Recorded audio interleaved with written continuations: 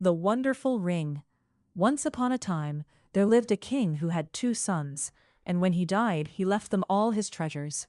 But the younger brother began to squander it all so lavishly that the elder said, Let us divide what there is, and do you take your own share and do what you please with it.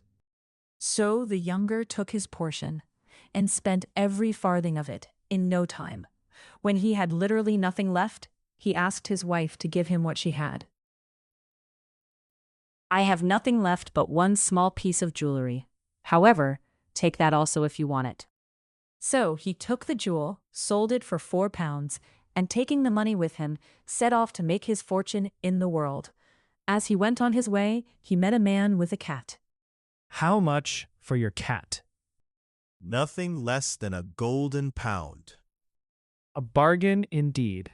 Cried the spendthrift, and immediately bought the cat for a golden sovereign. By and by, he met a man with a dog, and called out as before. How much for your dog?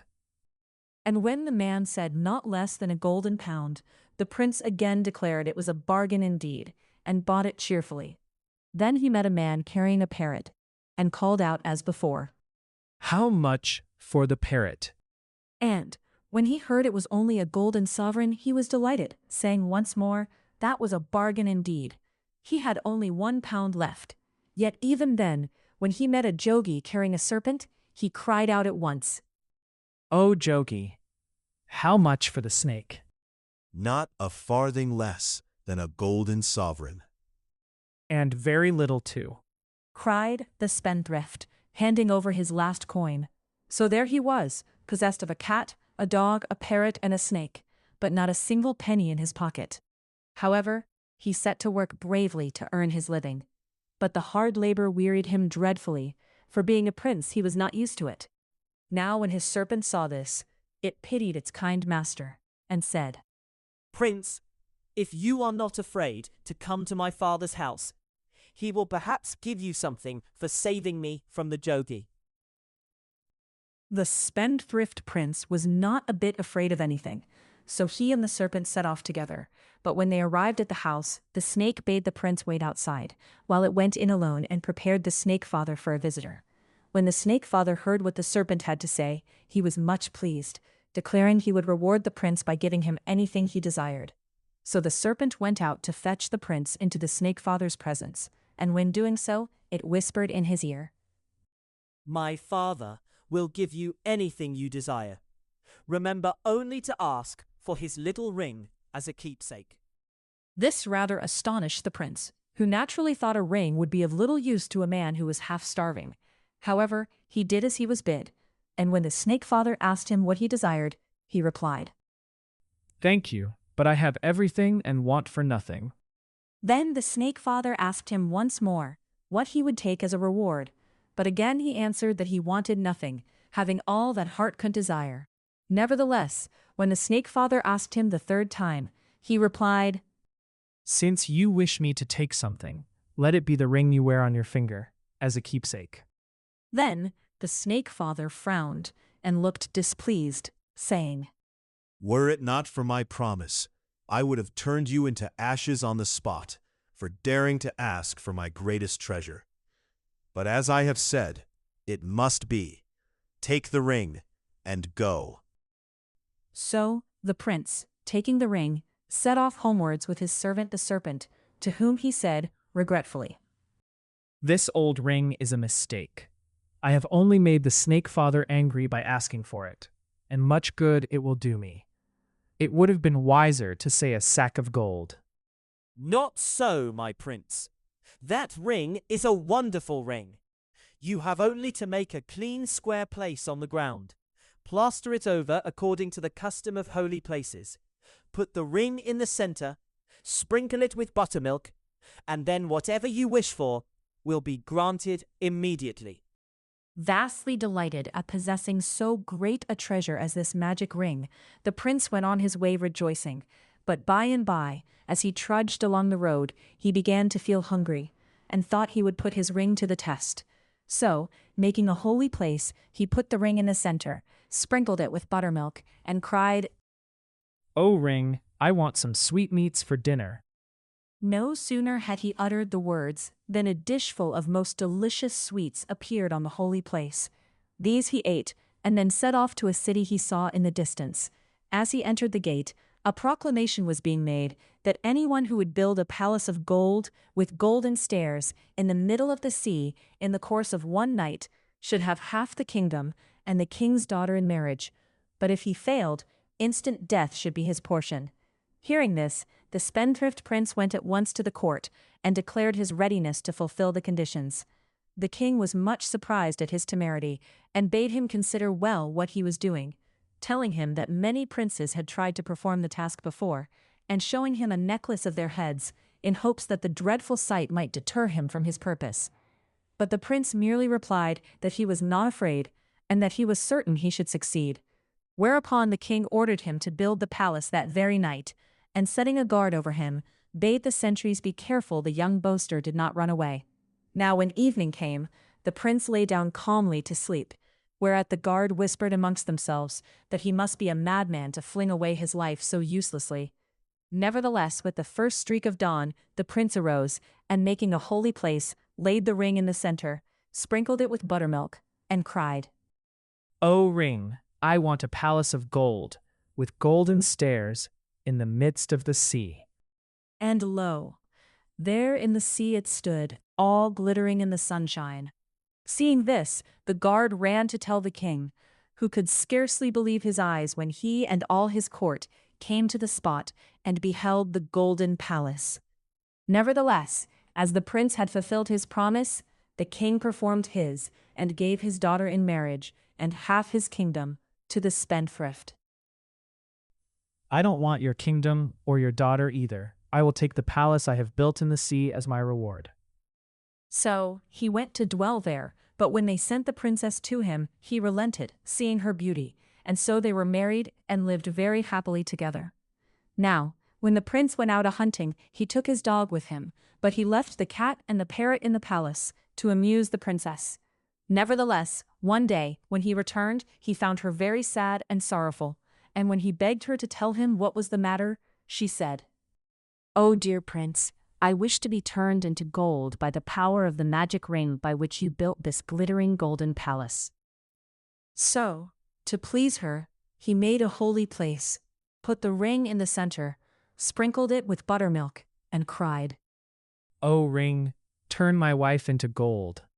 No sooner had he said the words than his wish was accomplished, and his wife became a golden princess. Now, when the golden princess was washing her beautiful golden hair one day, 2 long glittering hairs came out in the comb. She looked at them, regretting that there were no poor people near to whom she might have given the golden strands. Then, determining they should not be lost, she made a cup of green leaves, and curling the hairs inside it, set it afloat upon the sea. As luck would have it, after drifting hither and thither, it reached a distant shore where a washerman was at work. The poor man, seeing the wonderful gold hairs, took them to the king, hoping for a reward, and the king in his turn showed them to his son, who was so much struck by the sight that he lay down on a dirty old bed to mark his extreme grief and despair, and, refusing to eat or drink anything, swore he must marry the owner of the beautiful golden hair, or die. The king, greatly distressed at his son's state, cast about how he should find the golden-haired princess, and after calling his ministers and nobles to help him, came to the conclusion that it would be best to employ a wise woman. So he called the wisest woman in the land to him, and she promised to find the princess, on condition of the king, in his turn, promising to give her anything she desired as a reward. Then the wise woman caused a golden barge to be made, and in the barge a silken cradle swinging from silken ropes.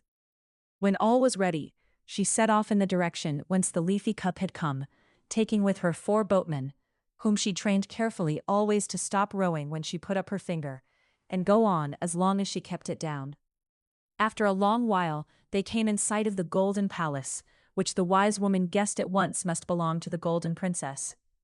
So, putting up her finger, the boatman ceased rowing, and the wise woman, stepping out of the boat, went swiftly into the palace. There she saw the golden princess, sitting on a golden throne, and going up to her, she laid her hands upon the princess's head, as is the custom when relatives visit each other. Afterwards, she kissed her and petted her. Dearest niece, do you not know me? I am your aunt.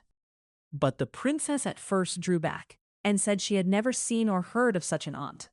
Then the wise woman explained how she had left home years before and made up such a cunning, plausible story that the princess, who was only too glad to get a companion, really believed what she said and invited her to stop a few days in the palace.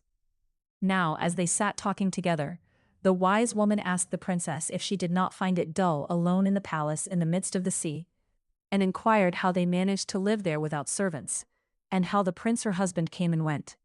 Then the princess told her about the wonderful ring the prince wore day and night, and how by its help they had everything heart could desire. On this the pretended aunt looked very grave, and suggested the terrible plight in which the princess would be left should the prince come to harm while away from her. She spoke so earnestly that the princess became quite alarmed, and the same evening, when her husband returned, she said to him, "Husband, I wish you would give me the ring to keep while you are away a-hunting, for if you were to come to harm, what would become of me alone in this sea-girt palace?" So, next morning, when the prince went a-hunting, he left the magical ring in his wife's keeping. As soon as the wicked wise woman knew that the ring was really in the possession of the princess, she persuaded her to go down the golden stairs to the sea and look at the golden boat with the silken cradle. So, by coaxing words and cunning arts, the golden princess was inveigled into the boat, in order to have a tiny sail on the sea. But no sooner was her prize safe in the silken cradle than the pretended aunt turned down her finger, and the boatman immediately began to row swiftly away. Soon the princess begged to be taken back, but the wise woman only laughed and answered all the poor girl's tears and prayers with slaps and harsh words. At last they arrived at the royal city, where great rejoicings arose when the news was noised abroad that the wise woman had returned with the golden bride for the lovesick prince. Nevertheless, despite all entreaties, the princess refused even to look at the prince for 6 months. If in that time, she said, her husband did not claim her, she might think of marriage, but until then she would not hear of it. To this the prince agreed, seeing that 6 months was not a very long time to wait. Besides, he knew that even should her husband or any other guardian turn up, nothing was easier than to kill them, and so get rid both of them and their claims. Meanwhile, the spendthrift prince, having returned from hunting, called out as usual to his wife on reaching the golden stairs, but received no answer. Then, entering the palace, he found no one there save the parrot, which flew towards him and said, "Oh, master, the princess's aunt came here, and has carried her off in a golden boat." Hearing this, the poor prince fell to the ground in a fit, and would not be consoled. At last, however, he recovered a little, when the parrot, to comfort him, bade him wait there, while it flew away over the sea, to gather news of the lost bride. So the faithful parrot flew from land to land, from city to city, from house to house, until it saw the glitter of the princess's golden hair. Then it fluttered down beside her, and bidding her be of good courage, for it had come to help her, asked for the magic ring. Whereupon the golden princess wept more than ever, for she knew the wise woman kept the ring in her mouth day and night, and that none could take it from her. However, when the parrot consulted the cat, which had accompanied the faithful bird, the crafty creature declared nothing could be easier.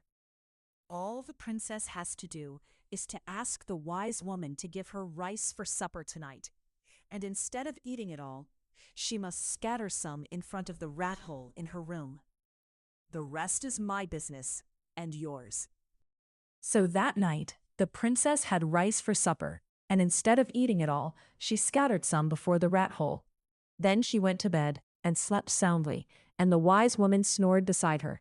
By and by, when all was quiet, the rats came out to eat up the rice, when the cat, with one bound, pounced on the one which had the longest tail, and carrying it to where the wise woman lay snoring with her mouth open, thrust the tail up her nose. She woke with a most terrific sneeze, and the ring flew out of her mouth onto the floor. Before she could turn, the parrot seized it in his beak, and without pausing a moment, flew back with it to his master, the spendthrift prince, who had nothing to do but make a holy place, lay the ring in the center, sprinkle it with buttermilk, and say, "O ring, I want my wife." And there she was, as beautiful as ever, and overjoyed at seeing the golden palace and her dear husband once more.